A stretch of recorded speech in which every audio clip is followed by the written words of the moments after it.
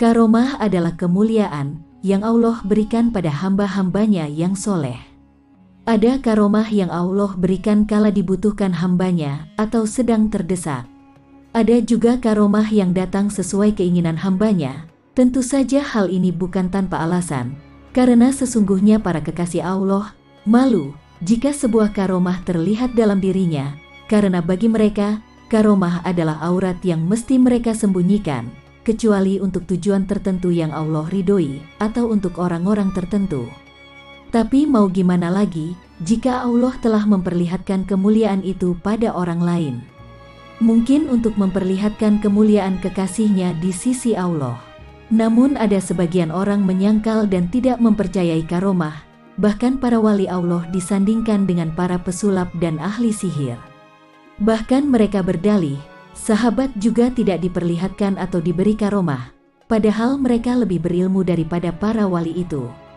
Mereka salah, mereka lupa bahwa Umar pernah berteriak saat khutbah, Allah berikan karomah pada Umar untuk melihat pasukannya di luar jauh sana. Dan pada video kali ini, kami akan mengisahkan beberapa karomah para sahabat Nabi.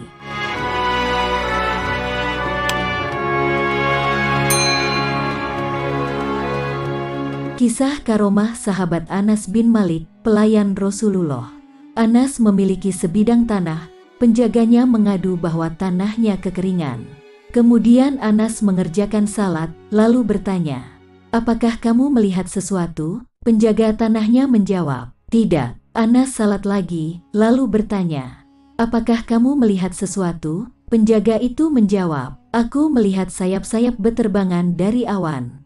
Anas salat lagi, lalu berdoa hingga langit menurunkan hujan dan bumi segar kembali. Anas berkata, "Lihatlah, di mana hujan itu turun?" Penjaga itu berkata, "Hanya di atas tanahmu."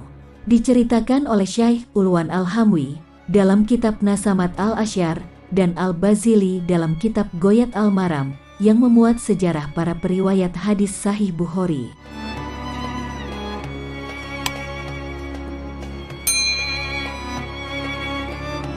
Kisah karomah sahabat Abu Hurairah. Al-Qadi Abu Thayyib bercerita, "Ketika kami sedang berdiskusi, datanglah seorang pemuda Khurasan bertanya tentang ternak yang tidak diperah, sehingga kambing susunya penuh dan meminta dalil tentangnya. Ia diberi dalil hadis riwayat Bukhari dan Muslim yang berasal dari Abu Hurairah. Dia yang pengikut Hanafi berkata, hadis Abu Hurairah tidak bisa diterima. Belum sempat dia menyelesaikan pembicaraannya, tiba-tiba ada seekor ular jatuh menimpanya. Sehingga orang-orang lari terbirit-birit. Ular tersebut hanya mengejar pemuda itu, tidak yang lainnya. Lalu ia berkata, 'Celaka, celaka.' Ular tersebut kemudian hilang tanpa jejak.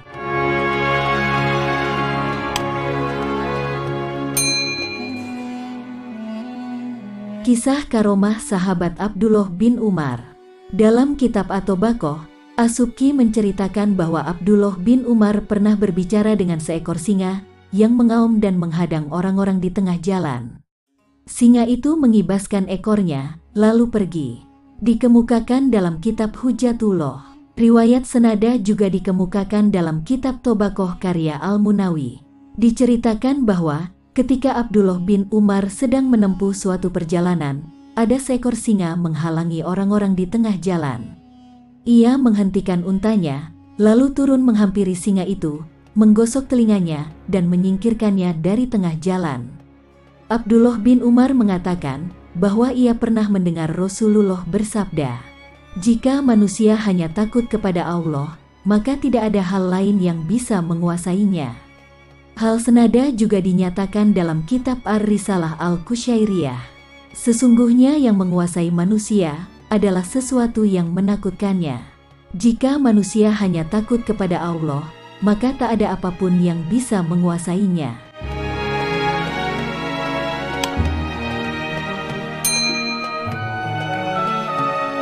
Kisah karomah sahabat Abu Darda. Qais menceritakan bahwa ketika Abu Darda dan Salman sedang makan dalam piring besar, tiba-tiba makanan di atas piring itu bertasbih. Kejadian ini disebutkan dalam kitab Hujjatullah. Dalam kitab Tabaqoh Al-Munawi juga disebutkan bahwa di antara karamah Abu Darda adalah ketika ia sedang makan dalam mangkok ceper besar bersama Salman, makanan itu bertasbih. Riwayat Al-Baihaqi dan Abu Naim. Pada suatu hari, Abu Darda menyalakan api di bawah tungku, di sampingnya ada Salman. Terdengarlah suara tasbih dari dalam tungku itu, seperti suara anak kecil. Kemudian tungku itu dibalik dan dikembalikan ke posisi semula, tetapi tidak sedikit pun makanan yang tumpah.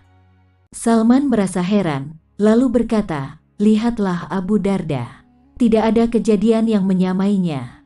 Abu Darda menjawab, "Seandainya engkau diam, maka engkau akan melihat tanda-tanda kekuasaan Allah yang agung dan menakjubkan, yakni bertasbihnya mangkuk besar itu." Riwayat Al-Kusyairi.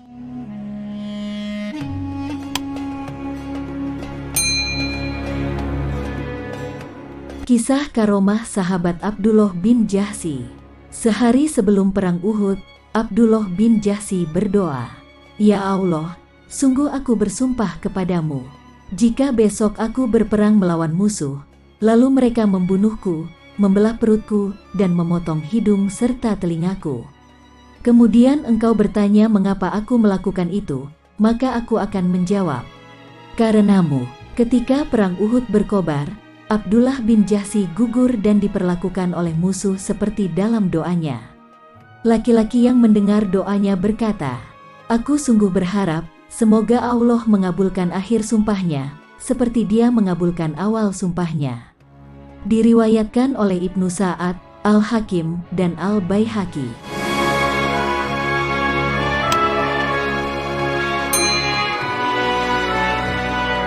Kisah karomah sahabat Abu Umamah Al-Bahili. Abu Umamah bercerita, "Rasulullah mengutusku untuk menyeru kaumku masuk Islam. Aku menemui mereka dengan perut lapar, sementara mereka sedang makan darah. Lalu mereka berseru kepadaku, 'Kemarilah.' Aku menjawab, 'Aku datang untuk melarang kalian memakannya.' Mereka mentertawakan, mendustakan, dan mengusirku, sementara aku merasa lapar, haus, dan sangat letih. Kemudian aku tertidur. Aku bermimpi didatangi seseorang yang memberiku sebuah wadah susu. Aku mengambilnya, meminumnya, merasa sangat kenyang dan segar kembali, hingga perutku buncit.